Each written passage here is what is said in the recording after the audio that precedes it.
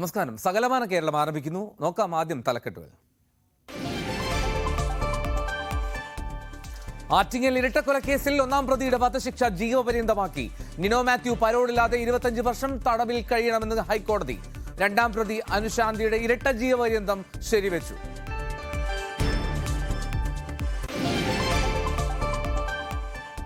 കാസർഗോഡ് 10 വയസ്സുകാരിയെ പീഡിപ്പിച്ച പ്രതി പിടിയിൽ. ആന്ധ്രയിൽ നിന്ന് പ്രതി വലയിലായത് ഫോൺ കേന്ദ്രീകരിച്ചുള്ള അന്വേഷണത്തിൽ.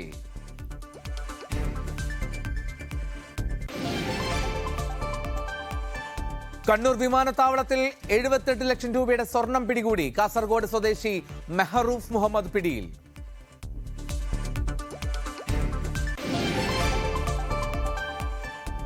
സംസ്ഥാനത്ത് മഴ ദുരിതം തുടരുന്നു. പത്തനംതിട്ട, കോട്ടയം, ഇടുക്കി ജില്ലകളിൽ ഓറഞ്ച് അലർട്ട്. വയനാട്, മലപ്പുറം ഒഴികെ മറ്റു ജില്ലകളിൽ യെല്ലോ. എറണാകുളത്ത് പലയിടത്തും വെള്ളക്കെട്ട്. തീരത്ത് കടലാക്രമണം രൂക്ഷം. 100-ലധികം പേർ ദുരിതാശ്വാസ ക്യാമ്പുകളിൽ.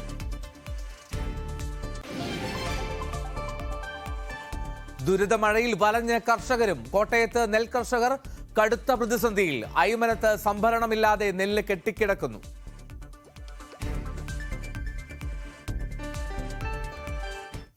സകലമാന കേരളത്തിലേക്ക് വിശദമായി. ഡ്രൈഡേയുടെ കാര്യത്തിൽ പാർട്ടി നിലപാട് തീരുമാനിച്ചിട്ടില്ലെന്ന് CPM സംസ്ഥാന സെക്രട്ടറി MV ഗോവിന്ദൻ. മദ്യനയം തീരുമാനിക്കുന്നത് ഉദ്യോഗസ്ഥരല്ല, പാർട്ടിയും ഇടതുമുന്നണിയുമാണെന്നും MV ഗോവിന്ദൻ പറഞ്ഞു.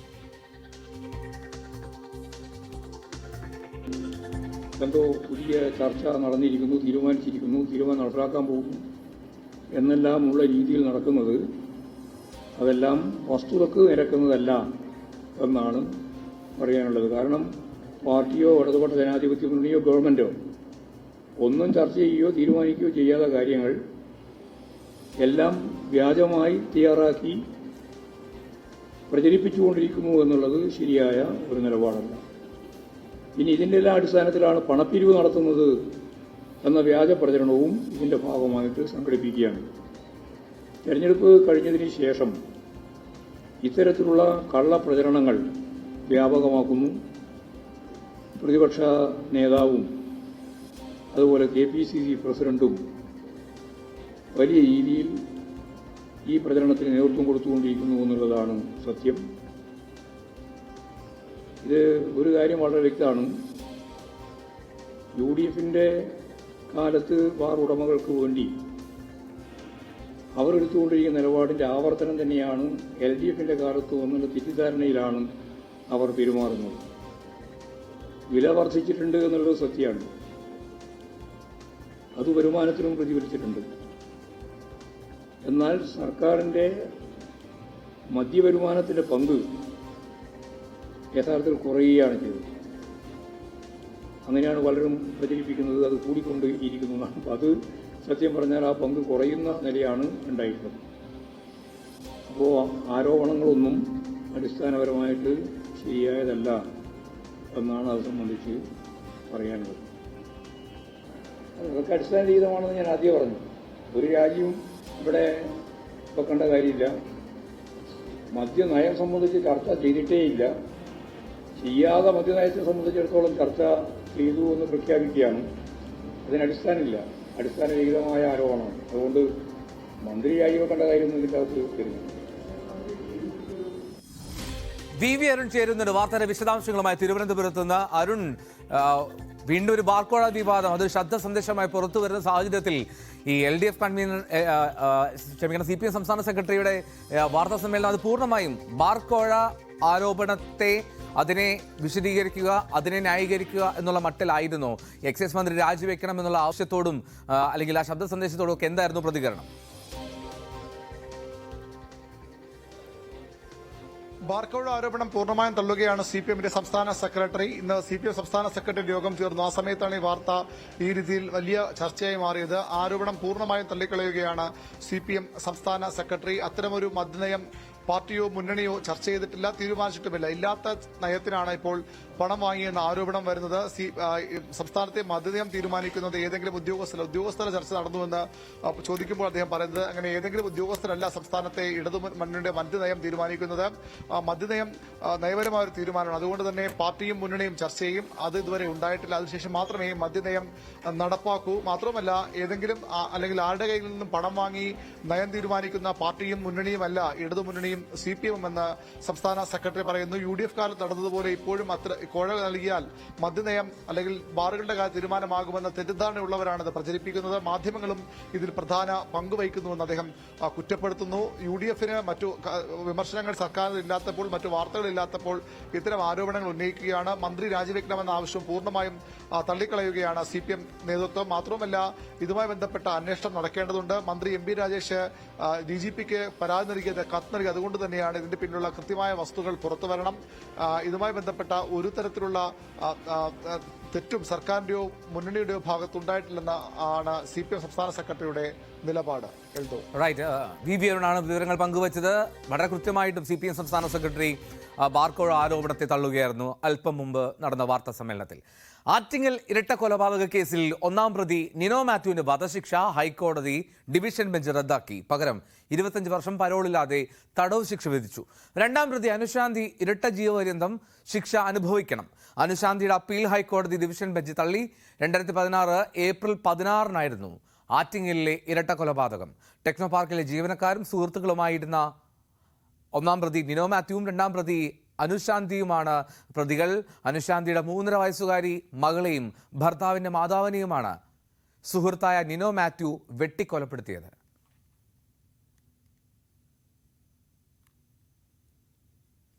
കേരളത്തിൽ റെഡ് അലർട്ടുകൾ പിൻവലിച്ചു. നിലവിൽ ഇടുക്കി, പത്തനംതിട്ട, കോട്ടയം ജില്ലകളിൽ ഓറഞ്ച് അലർട്ടാണ്. മലപ്പുറം, വയനാട് ഒഴികെ ബാക്കിയുള്ള ജില്ലകളിൽ യെല്ലോ അലർട്ടും പ്രഖ്യാപിച്ചു.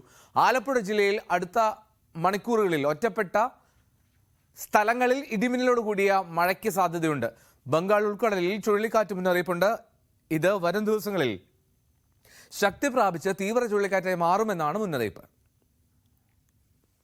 സംസ്ഥാനത്ത് മഴയ്ക്കൊപ്പം ദുരിതവും തുടരുകയാണ്. രാത്രി പെയ്ത കനത്ത മഴയിൽ കൊച്ചി നഗരത്തിലെ പനമ്പള്ളി നഗറിലും ആലുവയിലും ഉൾപ്പെടെ എറണാകുളം ജില്ലയുടെ പല ഭാഗങ്ങളിലും വെള്ളക്കെട്ട് തുടരുകയാണ്.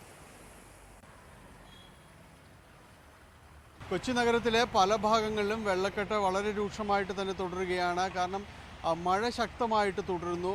ഇതിൽ മഴക്കാലപൂർവ്വ ശുചീകരണ പ്രവർത്തനങ്ങൾ, പ്രത്യേകിച്ച് കാനകൾ, ഓടകളുടേതെല്ലാം തന്നെ ഒഴുക്ക് സുഗമമാക്കൽ വലിയ രീതിയിൽ നടന്നിട്ടില്ല എന്നൊരു ആക്ഷേപം നഗരസഭയിൽ പ്രതിപക്ഷം വളരെ ശക്തമായി ഉന്നയിക്കപ്പെടുമ്പോഴാണ് അത് ശരിവയ്ക്കുന്ന രീതിയിൽ തന്നെ പലയിടത്തും ഈ രീതിയിലുള്ള വെള്ളക്കെട്ട് രൂക്ഷമാകുന്നത്. ഇതിപ്പോൾ നമ്മൾ കലൂർ സ്റ്റേഡിയം ലിങ്ക് റോഡാണ്. വളരെ വലിയ രീതിയിൽ നിർമ്മിച്ചിട്ടുള്ള, ശാസ്ത്രീയമായ രീതിയിൽ പണികഴിപ്പിച്ചുവെന്ന് അവകാശപ്പെടുന്ന ഓടകളെല്ലാം തന്നെ ഉള്ള, വലിയ രീതിയിലുള്ള ഓടകളെല്ലാം ഉള്ള ഒരു സ്ഥലമാണിത്. പക്ഷേ ഇവിടുത്തെ ഒരു കാഴ്ച ഇതാണ്. നല്ല രീതിയിൽ മഴ പെയ്തിട്ടുണ്ടെങ്കിൽ ഇതുപോലെ ഈ റോഡിന് അങ്ങേയറ്റം വരെയും ഇതുപോലെ വെള്ളം കെട്ടി നിൽക്കുന്ന ഒരു അവസ്ഥയിലേക്കാണ് കാര്യങ്ങൾ പോകുന്നത്. ഇത് തന്നെയാണ് പനമ്പള്ളി നഗറിലും അതോടൊപ്പം തന്നെ മറ്റ് കലൂർ തുടങ്ങിയ മേഖലകളിലുമുള്ള സ്ഥലങ്ങളിലെല്ലാം തന്നെ ഈ രീതിയിൽ തന്നെ വെള്ളക്കെട്ട് തുടരുന്നുണ്ട്. KSRTC ബസ് സ്റ്റാൻഡ് പരിസരം ഇവിടങ്ങളിലെല്ലാം സമാനമായ സ്ഥിതിയാണ്. മഴ ഇടയ്ക്ക് തോരുന്നതുകൊണ്ട്, മഴ ഇടയ്ക്ക് ദുർബലമാകുന്നതുകൊണ്ട് മാത്രമാണ് നഗരം വലിയ രീതിയിലേക്ക് ഈ ഗതാഗത പ്രശ്നങ്ങളിലേക്കും മറ്റും നീങ്ങാത്തത്. എങ്കിൽ കൂടിയും ഇതുപോലുള്ള ഇടങ്ങളിലെല്ലാം തന്നെയും വെള്ളക്കെട്ട് വളരെ രൂക്ഷമായിട്ട് തുടരുന്ന ഒരു സ്ഥിതിയാണ് നിലവിൽ ഉള്ളത്. ഇതിൽ പലയിടത്തും ഒഴുക്ക് സുഗമമാക്കാനുള്ള അടിയന്തര ഇടപെടൽ പലയിടത്തും തന്നെ ഉണ്ട്. പക്ഷെ അതൊന്നും പൂർണ്ണസ്ഥിതിയിലേക്ക് എത്തുന്നില്ല എന്ന് തന്നെയാണ് വ്യക്തമാകുന്നത്. ഇവിടെ ബ്രേക്ക് ത്രൂ പദ്ധതി, കൊച്ചി നഗരത്തിലെ വെള്ളക്കെട്ട് അത് ഒഴിവാക്കുന്നതിന് വേണ്ടി വിഭാവനം ചെയ്ത ബ്രേക്ക് ത്രൂ പദ്ധതി അത് 4ാം ഘട്ടത്തിലേക്ക് കടന്നിരിക്കുന്നു. എങ്കിൽ കൂടിയും നഗരം പൂർണ്ണമായും ഇതിൽ നിന്ന്, വെള്ളക്കെട്ടിൽ നിന്ന് മോചിതമാകുന്നില്ല. ഈ പദ്ധതികൾ എങ്ങനെയാണ് മുന്നോട്ട് പോകുന്നതെന്ന് സംബന്ധിച്ച് ചോദ്യമുയരുന്നു.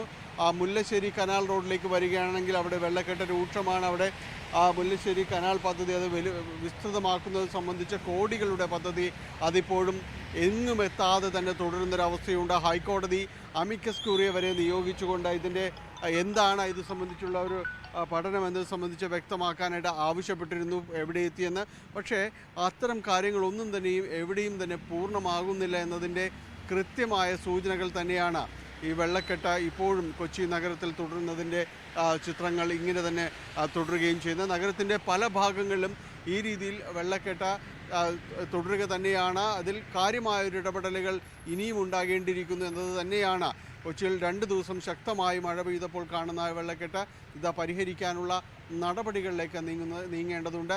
അല്ലായെങ്കിൽ വർഷകാലം അത് കനക്കുമ്പോൾ കൂടുതൽ ദുരിതത്തിലേക്ക് കൊച്ചി നഗരവാസികൾ എത്തുമെന്ന കാര്യത്തിൽ ഒരു സംശയവുമില്ല. കൊച്ചിയിൽ നിന്ന് ക്യാമറമാൻ ഷംലാലിനൊപ്പം ഡാനി പോൾ, ന്യൂസ് 18. ശക്തമായ തിരയിലും കാറ്റിലും കാസർഗോഡ് നീലേശ്വരം തൈക്കടപ്പുറത്ത് ബോട്ട് തകർന്നു. ചെറുവത്തൂർ സ്വദേശിയുടെ ഉടമസ്ഥയിലുള്ള കാർത്തിക എന്ന ബോട്ടാണ് തകർന്നത്. ഇന്ന് പുലർച്ചെയാണ് സംഭവം. നങ്കൂരമിളകി പുലിമുട്ടിലിടിച്ചാണ് ബോട്ട് തകർന്നുപോയത്.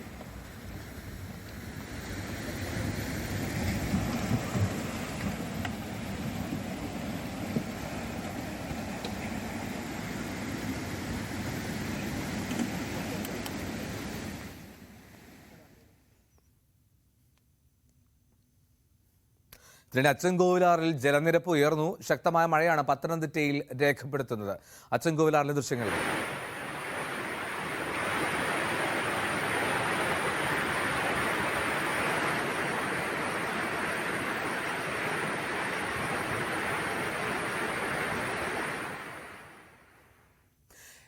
മഴയിൽ തൃശൂർ നഗരത്തിൽ വൻ മരം വീണു. തൃശൂർ സ്വരാജ് റൗണ്ടിന് സമീപമാണ് വലിയൊരു മരം കടപുഴകിയത്.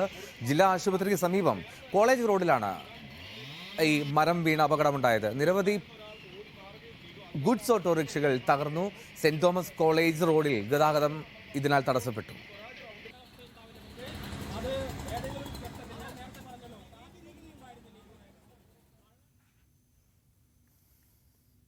ഗുരുവായൂർ ക്ഷേത്ര നടപ്പന്തലിൽ വെള്ളം കയറിയതിൽ പ്രതിഷേധം. BJP പ്രവർത്തകർ തോണിയിറക്കിയാണ് പ്രതിഷേധിച്ചത്. കാന വൃത്തിയാക്കാത്തതാണ് വെള്ളക്കെട്ടിന് കാരണമെന്നാണ് ആരോപണം.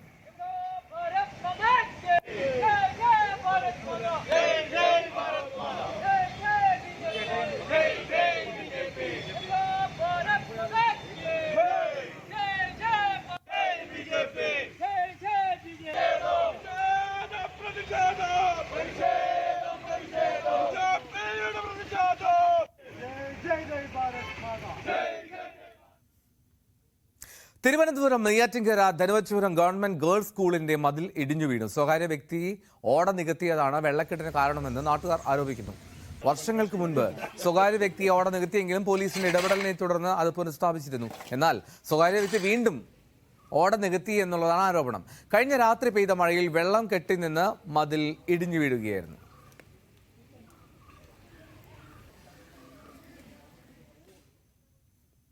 ശക്തമായ മഴയിൽ കണ്ണൂർ വിമാനത്താവളത്തിന്റെ ചുറ്റുമതിൽ തകർന്നു. കല്ലേരിക്കരയിൽ വിമാനത്താവള കവാടത്തിന് സമീപത്താണ് സംഭവം. മതിൽ തകർന്ന സ്ഥലത്തൂടെ വെള്ളം കുത്തിയൊഴുകി സമീപത്തെ വീടുകളിലും ബൈക്ക് വർക്ക്ഷോപ്പിലും വെള്ളം കയറി. വീട്ടുപകരണങ്ങളും ഇന്റർലോക്ക് അടക്കമുള്ളവയും നശിച്ചു.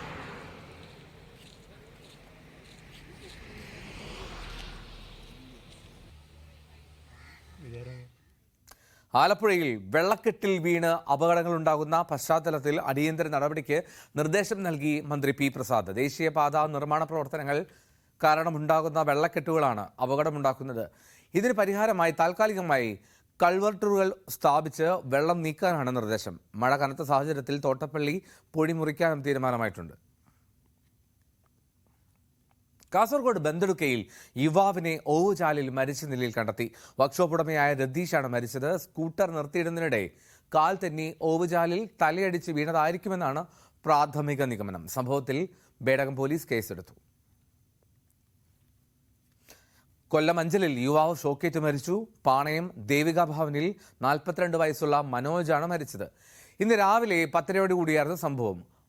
മാങ്ങ പറിക്കുന്നതിനിടെ ഇരുമ്പ് കമ്പി വൈദ്യുതി ലൈനിൽ കുരുങ്ങിയാണ് അപകടം.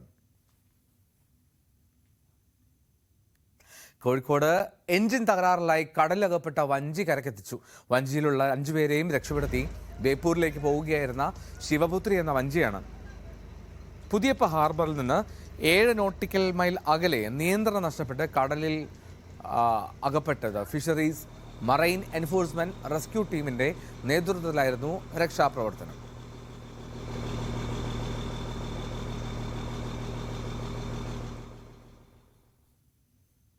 കനത്ത മഴ തുടരുന്നതിനിടെ കോട്ടയത്തെ നെൽകർഷകർ കടുത്ത പ്രതിസന്ധിയിലാണ്. അയമനത്തെ പല പാടങ്ങളിലും സംഭരണം ഇല്ലാതെ നെല്ല് ഇങ്ങനെ കെട്ടിക്കിടക്കുകയാണ്.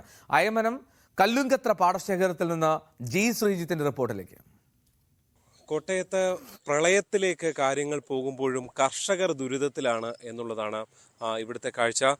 ഈ ദൃശ്യങ്ങളിലേക്ക് പോയാൽ കോട്ടയത്ത് അയ്മനം പഞ്ചായത്തിലാണ് ഞാനുള്ളത്. കല്ലുങ്കത്ര പാടശേഖരത്തിലാണ് കർഷകർ നെല്ല് കൊയ്ത് ദിവസങ്ങളായി അവർ ഈ പാടത്തിന് വരമ്പത്ത്, അതായത് റോഡിന് സൈഡിൽ കൊണ്ടിട്ടിരിക്കുകയാണ്. പക്ഷേ ഇപ്പോഴും അത് ഏറ്റെടുക്കുന്നില്ല. അതായത് ഈ പ്രളയത്തിൽ ഒരുപക്ഷെ വെള്ളം കയറി നിറയുന്ന സ്ഥലമാണ് ഇതെല്ലാം. ഇതിനകം തന്നെ പാടത്തേക്ക് വെള്ളം എത്താൻ തുടങ്ങിയിട്ടുണ്ട്.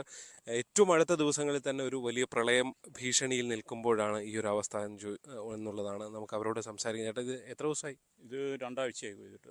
രണ്ടാഴ്ചയായി. എന്താണ് ഇതിങ്ങനെ ഇങ്ങോട്ട് ആരും വരുന്ന പോലും ഇല്ല. മില്ലുകാരൻ നോക്കാൻ പോലും വരുന്നില്ല. ഞങ്ങൾ പാടി ഓഫീസിലും അവിടെ ഇവിടെ എല്ലാം പരാതി കൊടുക്കുകയൊക്കെ ചെയ്തുകൊണ്ടിരിക്കുക. അപ്പോൾ ഇന്നലെയും അതിൻ്റെ കാര്യങ്ങളൊക്കെ ചെയ്തു. അല്ല, അവിടെ ചോദിക്കുമ്പോൾ പറയും മില്ലുകാരോട് പറഞ്ഞിട്ടുണ്ട്, അവർ വരും. പക്ഷേ ഇതുവരെ ആരും വന്നിട്ടില്ല. ചേട്ടാ, എന്താണ് ഇവിടുത്തെ ഒരു തർക്കം എന്നുള്ളതുണ്ട്? ഇപ്പൊ ഇത് റോഡാണ്, അതായത് അങ്ങനെ എന്നിട്ടും ഇവിടേക്ക് വണ്ടി വരാതെ എന്താണ് പ്രശ്നം? അവർക്ക് നെല്ലെടുക്കാൻ കഴിയത്തില്ല. കാരണം ഒരു മില്ലുകാർ ഇത് ഇപ്പം നനവായി. ഈ നനവായി കഴിഞ്ഞാൽ മില്ലുകാർ ഇത് എടുക്കുമല്ല. നമ്മൾ ഉണക്കിയ സമയത്ത് കൊയ്തിട്ടിരുന്ന സംഭവം ആരും വരത്തില്ല. അവർക്ക് ഇപ്പം മറ്റേ തമിഴ്നാട്ടിൽ നിന്നും കർണാടകയിൽ നിന്നൊക്കെ അരി വരുന്നുണ്ട്, അത് മതി അവർക്ക്. ഇവിടെ കൊയ്യുന്നവന് ഒരു വിലയില്ല. നിങ്ങളുടെ ഒരു ജീവിതം തന്നെ ആകെ പ്രശ്നമാവും അല്ലേ? ഞങ്ങൾക്ക് ഇതൊന്നും എങ്ങനെയും കരക്കേറി കിട്ടണം. റോട്ടി വെള്ളം കയറിയാൽ പിന്നെ ഇത് ചുമന്നിട്ട് പോകാൻ പോലും വഴിയില്ല. ഇവിടെ എല്ലാം വെള്ളം അല്ലാതെ കയറി. പിന്നെ ഇതിൽ ഇത്രയും വെള്ളം കയറും. 1 മീറ്റർ വെള്ളം ഈ റോഡിന് മുകളിൽ വന്നിട്ടുണ്ട്. ഈ ദിവസങ്ങൾ ഈ ടാർപ്പോ ഈ ഷീറ്റ് ഇട്ട് കഴിഞ്ഞാൽ ഇത് രക്ഷപ്പെടുമോ തൽക്കാലം? ഇല്ല, ആവിക്കും. ഇത് മഴ നനയായിരിക്കും, പക്ഷെ ഇതിനകത്ത് ഈർപ്പം കിട്ടും. ആവിക്കും. ഇത് ആവിച്ചു കഴിഞ്ഞാൽ വീണ്ടും കിളുക്കണം. ഇവിടെ ഒരു എത്ര ഏരിയയിലുണ്ട് ചേട്ടാ ഈ ഒരു പ്രശ്നം? 28 ഏക്കറായി പാടം. ഇത് അതിന്റെ നെല്ലൊക്കെയാണ് ഈ കിടക്കുന്നത്. അല്ല, ഇവിടെ മാത്രം ഉള്ളതാണോ ഇങ്ങനെ കിടക്കുന്നത്? അല്ല ഇതിന്റെ അങ്ങപ്പുറത്ത് കുടുവത്രപ്പാടം കിടപ്പുണ്ട്. അല്ല, അവിടെ നെല്ല് ഇങ്ങനെ കിടക്കുകയാണ്. അവിടെ നെല്ലിങ്ങനെ കിടക്കുക. അവിടെ എന്ന് പറഞ്ഞാൽ അവിടെ നെല്ലെടുത്തായിരുന്നു. ജാനകി മില്ലെന്ന് പറഞ്ഞ പാലക്കാട്ടുള്ളൊരു മില്ലുകാരൻ. ഇനി ഒരു 50 ക്വിൻ്റൽ 60 ക്വിൻ്റൽ നെല്ല് അവിടെ കിടപ്പുണ്ട്. അപ്പോൾ അവനൊരു ഫുള്ളായിട്ട് ഒരു വണ്ടിക്ക് കൊണ്ടുപോകാനില്ലെന്നും പറഞ്ഞ് അവന് വണ്ടിക്കൂലി കൊടുക്കണമെന്ന് പറഞ്ഞു. അതിനും ഞങ്ങളതായ കൃഷിക്കാർ ആയിക്കോട്ടെ, എങ്ങനെയാലും നമ്മൾ വിതച്ചു പോയില്ലേ, വിതയ്ക്കുകയും ചെയ്ത് കൊയ്യുകയും ചെയ്തു പോയില്ലേ, അതും ഇങ്ങനെ കടന്ന് നശിക്കലിനും കൊണ്ട് അതും തയ്യാറായി. മൊത്തത്തിൽ ഇത് കൊണ്ട് മുന്നോട്ട് പോകാൻ പറ്റാത്തൊരു സാഹചര്യം. കാരണം ഇത് കഴിഞ്ഞ പ്രാവശ്യം നമുക്ക് കിട്ടിയ നെല്ലിന്റെ 4 പോലും ഇപ്പൊ കിട്ടിയിട്ടില്ല. ആ സെയിം വളയിടിയിലും മരുന്നടിയും കാര്യങ്ങളെല്ലാം നടന്ന. എന്നിട്ട് നെല്ലിന്റെ ഉൽപാദനം കുറവാണ്. ഉൽപാദനം കുറവാണ്. കാലാവസ്ഥയുടെ വ്യത്യാസം വല്ലതായിരിക്കും. ഇത് 1 ഏക്കർ 40 സെന്റ് കണ്ടായത് ഈ കിടക്കുന്നത്. ഇവിടെ കിട്ടിയത് 3-4 പറ നെല്ല കിട്ടിയത്, 4 പറ നെല്ല്. ഇതിപ്പോ കിഴിവ് എത്രയെന്നാ പറയുന്നത്? ഇതിന് വന്ന് നോക്കിയിട്ടുമില്ല, പറഞ്ഞിട്ടുമില്ല.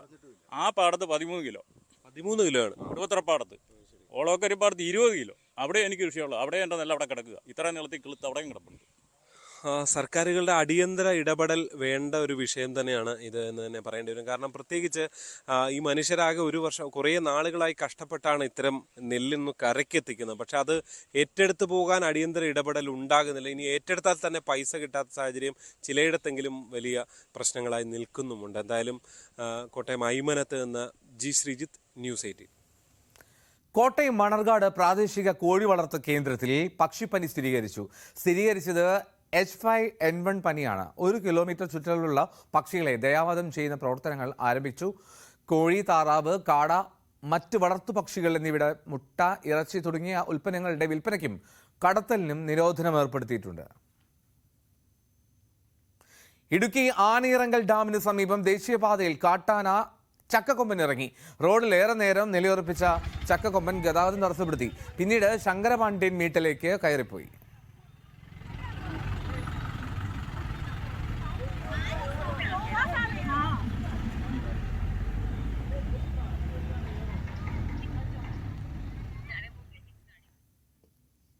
കാസർഗോഡ് 10 വയസ്സുകാരിയെ തട്ടിക്കൊണ്ടുപോയി ലൈംഗികാതിക്രമം നടത്തിയ കേസിലെ പ്രതി പിടിയിലായി. ആന്ധ്രാപ്രദേശിൽ നിന്നാണ് പ്രതി പിടിയിലായത്. സ്വന്തമായി ഫോൺ ഉപയോഗിക്കാത്ത ഇയാൾ മറ്റൊരാളുടെ ഫോണിൽ നിന്ന് വീട്ടിലേക്ക് ബന്ധപ്പെട്ടതോടുകൂടിയാണ് പ്രതിയെ പിടികൂടാൻ സഹായിച്ചത്. കണ്ണൂർ വിമാനത്താവളത്തിൽ 78 ലക്ഷം രൂപയുടെ സ്വർണം പിടികൂടി. അബുദാബിയിൽ നിന്നെത്തിയ കാസർഗോഡ് സ്വദേശി മെഹറൂഫ് മുഹമ്മദിൽ നിന്നാണ് 1078 ഗ്രാം സ്വർണം കണ്ടെത്തിയത്. DRIയും കസ്റ്റംസും നടത്തിയ പരിശോധനയിൽ സ്വർണം കണ്ടെടുക്കുകയായിരുന്നു. തൃശൂർ കുന്നംകുളം കടങ്ങോട് വൻ ചാരായവേട്ട. 40 ലിറ്റർ ചാരായവും 300 ലിറ്റർ വാഷും എക്സൈസ് സംഘം പിടിച്ചെടുത്തു. സംഭവത്തിൽ 2 പേർ പിടിയിലായിട്ടുണ്ട്. കടങ്ങോട് സ്വദേശികളായ ഉദയകുമാർ, അശോകൻ എന്നിവരാണ് പിടിയിലായത്.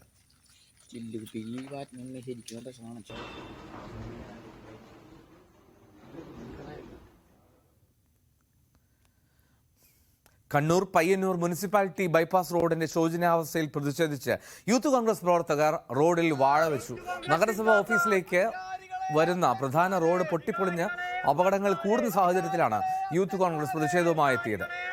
റോഡ് ഗതാഗത യോഗ്യമാക്കണമെന്നാവശ്യപ്പെട്ട് നിരന്തരം പരാതികൾ നൽകിയിട്ടും നടപടി സ്വീകരിക്കുന്നില്ല എന്നുള്ളതാണ് ആരോപണം.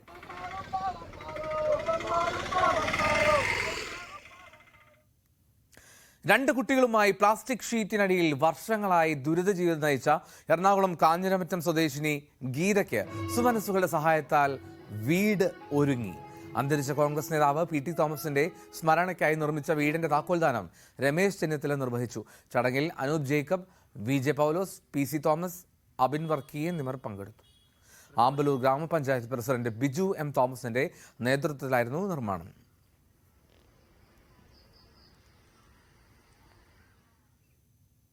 പാലക്കാട് നിർധന കുടുംബത്തിന് വീട് നിർമ്മിച്ചു നൽകി യൂത്ത് കോൺഗ്രസ്.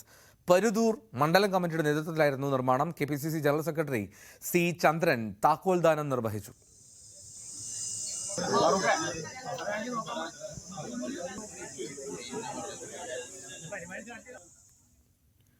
പത്തനംതിട്ട നഗരസഭ ബസ് സ്റ്റാൻഡിന്റെ 2ാം ഘട്ട നിർമ്മാണ പ്രവർത്തനങ്ങൾ ആരംഭിച്ചു. 2ാം ഘട്ടത്തിൽ ഹാപ്പിനെസ് പാർക്ക്, നടപ്പാത, ആധുനിക ശുചിമുറി എന്നിവയാണ് നിർമ്മിക്കുന്നത്. 2 കോടി രൂപ മുടക്കിയാണ് നിർമ്മാണ പ്രവർത്തനങ്ങൾ. പത്തനംതിട്ട നഗരസഭ ബസ് സ്റ്റാൻഡിന്റെ യാർഡ് നിർമ്മാണത്തിന് പിന്നാലെയാണ് 2ാം ഘട്ട പ്രവർത്തനങ്ങൾക്ക് തുടക്കമിട്ടിരിക്കുന്നത്. Interlock കട്ടകൾ പാകിയാണ് yard നിർമ്മിച്ചിട്ടുള്ളത്. നഗരസഭയുടെ 5 ഏക്കർ സ്ഥലത്താണ് ബസ് സ്റ്റാൻഡിന്റെ 2ാം ഘട്ട പ്രവർത്തനങ്ങൾ ആരംഭിച്ചിരിക്കുന്നത്. ഹാപ്പിനെസ് പാർക്ക്, നടപ്പാത, ആധുനിക ശുചിമുറി എന്നിവയാണ് 2ാം ഘട്ടത്തിലുള്ളത്. ഇതിന്റെ ഭാഗമായുള്ള സംരക്ഷണ ഭിത്തിയുടെ നിർമ്മാണ പ്രവർത്തനങ്ങൾ ആരംഭിച്ചു കഴിഞ്ഞു. ഇപ്പോൾ ബസ് സ്റ്റാൻഡിന്റെ കിഴക്കുഭാഗത്തുള്ള കണ്ണങ്കര തോടിനെ വേർതിരിച്ചുകൊണ്ട് റീറ്റെയിനിങ് വാൾ നിർമ്മിക്കുന്ന പ്രവർത്തനങ്ങൾ പുരോഗമിച്ചു വരികയാണ്. റീറ്റെയിനിങ് വാൾ നിർമ്മിക്കുന്നതോടുകൂടി വലിയ വിശാലമായ സ്ഥലമാണ് പാർക്കിങ്ങിനായി വേണ്ടിയിട്ട് ലഭ്യമാകുന്നത്. അതോടൊപ്പം വൈകുന്നേരങ്ങളിൽ സായാഹ്നങ്ങൾ ചെലവഴിക്കുന്നതിന് വേണ്ടി ആവശ്യമായിട്ടുള്ള സംവിധാനം കൂടി നഗരസഭാ കൗൺസിൽ അവിടെ ക്രമീകരിക്കുകയാണ്. ബസ് സ്റ്റാൻഡിനെ വിശ്രമ വിനോദ കേന്ദ്രമാക്കി മാറ്റുകയാണ് നഗരസഭയുടെ ലക്ഷ്യം. നഗരവാസികൾക്കും വിവിധയിടങ്ങളിൽ നിന്നും നഗരത്തിലെത്തുന്നവർക്കും ഒരുപോലെ ഉപകാരപ്രദമാകുന്ന തരത്തിലാണ് പാർക്ക് നിർമ്മിക്കുക. 5 അടി വീതിയിൽ നഗരസഭാ ബസ് സ്റ്റാൻഡിനെ ചുറ്റിപ്പറ്റി നിർമ്മിക്കുന്ന നടപ്പാത പ്രഭാത നടത്തക്കാർക്കും ഉപകാരപ്രദമാകും. 2 കോടി മുടക്കിയാണ് ബസ് സ്റ്റാൻഡിന്റെ 2ാം ഘട്ട നിർമ്മാണ പ്രവർത്തനങ്ങൾ നടത്തുന്നത്. ന്യൂസ് 18 പത്തനംതിട്ട. മലപ്പുറം പൊന്നാനിയിൽ ആളുമാറി പോലീസ് അറസ്റ്റ് ചെയ്ത യുവാവിനെ വെറുതെ വിട്ട് കോടതി. വിളയങ്കോട് സ്വദേശി ആലുങ്ങൽ അബൂബക്കർ എന്ന 32-കാരനെയാണ് ആളുമാറി പൊന്നാനി പോലീസ് അറസ്റ്റ് ചെയ്തത്. കോടതി ശിക്ഷ വിധിച്ച അബൂബക്കറിന് തവനൂർ സെൻട്രൽ ജയിലിൽ പ്രവേശിപ്പിക്കുകയും ചെയ്തിരുന്നു. ചെയ്യാത്ത കുറ്റത്തിന് അബൂബക്കർ ജയിലിൽ കിടന്നത് 4 ദിവസമാണ്. ആയിഷാബിയുടെ പരാതിയിലാണ് ആളുമാറി പോലീസ് വെളിയങ്കോട് സ്വദേശി ആലുങ്ങൽ അബൂബക്കറിനെ അറസ്റ്റ് ചെയ്തത്. കോടതി ശിക്ഷ വിധിച്ച അബൂബക്കറിനെ തവനൂർ സെൻട്രൽ ജയിലിലേക്ക് മാറ്റിയിരുന്നു. ചെയ്യാത്ത കുറ്റത്തിന് അബൂബക്കർ ജയിലിൽ കിടന്നത് 4 ദിവസമാണ്. ആളുമാറി അറസ്റ്റ് ചെയ്ത് കോടതിയിൽ ഹാജരാക്കി പുലിവാല് പിടിച്ച അവസ്ഥയിലായിരുന്നു പൊന്നാനി പോലീസ്. ചെലവിന് നൽകാതിരുന്ന ഭർത്താവിനെതിരെ ആയിഷാബി കോടതിയെ സമീപിച്ചിരുന്നു. തുടർന്ന് പൊന്നാനി പോലീസ് പിടികൂടിയത് വെളിയങ്കോട് സ്വദേശി ആലുങ്ങൽ അബൂബക്കർ എന്ന 32-കാരനെയാണ്. വടക്കേപ്പുറത്ത് അബൂബക്കറിന് പകരമായിരുന്നു ഈ അറസ്റ്റ്. പോലീസ് സ്റ്റേഷനിൽ എന്ന് പറഞ്ഞ ആൾക്കാരുണ്ട്, എല്ലാത്തവരും ഉണ്ട്. അവരോട് ഞാൻ ചോദിക്കുന്നൊക്കെ പറയലുണ്ട്, ഞാൻ അബൂബക്കർ ആലുങ്കലാണ്. അവർ ഞാൻ ഒരു പാട്ടൊക്കെ പാടുന്ന ഒരാളാണ്, സിംഗറാണ്. അപ്പോൾ ഞാൻ അവർ പോലീസന്മാർ വണ്ടിയിൽ യാത്ര ചെയ്യുന്ന ടൈമിലും എൻ്റെ പേരടിച്ച് നോക്കുക, അബൂബക്കർ ആലുങ്കൽ അടിച്ച് നോക്കുക സാറേ, പാട്ട് കേൾക്കാം. കാരണം ഞാൻ അപ്പോഴും അവർക്ക് അറിയണം എന്താ അറിയോ, ആലുങ്കൽ എന്നാണ്. കാരണം എൻ്റെ ആലുങ്കൽ അറിയണത്. ഇത് വടക്കിപ്പുറത്ത് നിന്നപ്പോഴേ ആകതായി. കാരണം എൻ്റെ ഉമ്മയുടെ ഡ്രസ്സാണ്. എന്നിരുന്നാലും ഒരിക്കലും അവിടെ വരാൻ പാടില്ല. കാരണം നമ്മളെപ്പോഴും യൂസ് ചെയ്യുന്നത് ഉപ്പാടെ പേരിലാണ്, ഉപ്പാടെ ഡ്രസ്സാണ്. കോടതി ഇയാൾക്ക് 4 ലക്ഷം രൂപ പിഴയിടുകയും പിഴ നൽകാത്ത പക്ഷം തടഞ്ഞു വിധിക്കുകയുമായിരുന്നു. തവനൂർ ജയിലിലടച്ച ഇയാളെ കോടതി ഇടപെട്ടാണ് മോചിതനാക്കിയത്. ന്യൂസ് 18 തിരൂർ. സ്വർണം വെള്ളി നിരക്കുകൾ നോക്കാം. കവിത ഗോൾഡ് ആൻഡ് ഡയമണ്ട്സ് ഇന്നത്തെ സ്വർണം വെള്ളി നിരക്കുകൾ നിങ്ങൾക്കായി സമർപ്പിക്കുന്നത് വലിയ സ്വപ്നങ്ങൾ, വലിയ സന്തോഷങ്ങൾ, വലിയ collection. Kavitha gold and diamonds. 22 carrot സ്വർണം ഗ്രാമിന് 6630, പവന് 53,040. 18 ക്യാരറ്റ് സ്വർണം ഗ്രാമിന് 5520, പവന് 44,160. വെള്ളി ഗ്രാമിന് 96, കിലോയ്ക്ക് 96,000. കവിത ഗോൾഡ് ആൻഡ് ഡയമണ്ട്സ് ഇന്നത്തെ സ്വർണം വെള്ളി നിരക്കുകൾ നിങ്ങൾക്കായി സമർപ്പിക്കുന്നത്. വലിയ സ്വപ്നങ്ങൾ, വലിയ സന്തോഷങ്ങൾ, വലിയ collection. Kavitha gold and diamonds. വേനലിന്റെ അതിജീവന പരീക്ഷയ്ക്ക് ശേഷമെത്തിയ മഴ. ഉഷ്ണകാലത്ത് നെയ്തുകൂട്ടിയതൊക്കെയും ഈർന്നണിയിക്കുകയാണ് മഴക്കാലം. ഋതുഭേദങ്ങൾ ആസ്വദിക്കുകയാണ് ഇത്തിരി പോന്ന ജീവജാലങ്ങളും. ന്യൂസ് 18 ക്യാമറമാൻ പ്രശാന്ത് മംഗലശ്ശേരി പകർത്തിയ ദൃശ്യങ്ങളോടുകൂടി സകലമാന കേരളം പൂർത്തിയാവുകയാണ്. നമസ്കാരം.